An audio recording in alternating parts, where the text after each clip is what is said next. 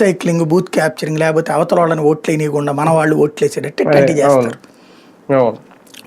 నాకు అది కోయ ప్రవీణ్ వ్యవహారము, ఆ మురళీ నాయక్ వ్యవహారం చూస్తే నాకు బాగా గుర్తుంది. మాకు విజయవాడ ఈస్ట్ అంటే తర్వాత కంకిపాడు అంతకుముందు, తర్వాత ఈస్ట్ అయింది అనుకోండి.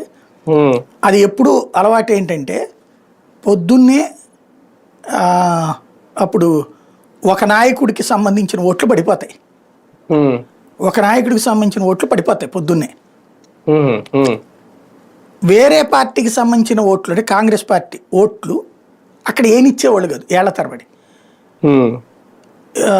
ఏది పేర్లు ఇప్పుడైతే అందరికీ తెలిసింది. అక్కడ దేవినేని నెహ్రూ డైరెక్ట్గా వెళ్ళి ఆ గుణదల వంతెన దగ్గర కూర్చుంటాడు. ఆయన కూర్చుంటే అవతల పక్కన గుణదల అవతల ఉన్నోడు కాంగ్రెస్ ఓటర్లు. ఆయన అక్కడ కూర్చున్నాడు కాబట్టి వచ్చి ఓటేసే ధైర్యం చేయరు వీళ్ళంతా.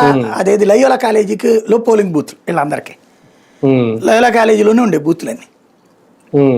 అట్లాగే యలమంచిలి నాగేశ్వరరావు చాలాసార్లు పోటీ చేసింది ఆయన. ఇప్పుడు పులివెందుల్లో, కుప్పంలో ఎట్లయితే కుప్పంలో ఏనాడు వేరే వాళ్ళు గెలవరో, పులివెందుల్లో వేరే వాళ్ళు ఎట్లా గెలవరో, అట్లాగా కంకిపాడు అంటే తెలుగుదేశం తప్పించి ఇంకెవరు గెలిచేవాళ్ళు కాదు. నెహ్రూ కాంగ్రెస్ పార్టీలోకి వచ్చిన తర్వాత యలమంచిలి నాగేశ్వరరావు తెలుగుదేశంలోకి వెళ్ళి గెలిచాడు. అప్పుడు తెలుగుదేశం అది.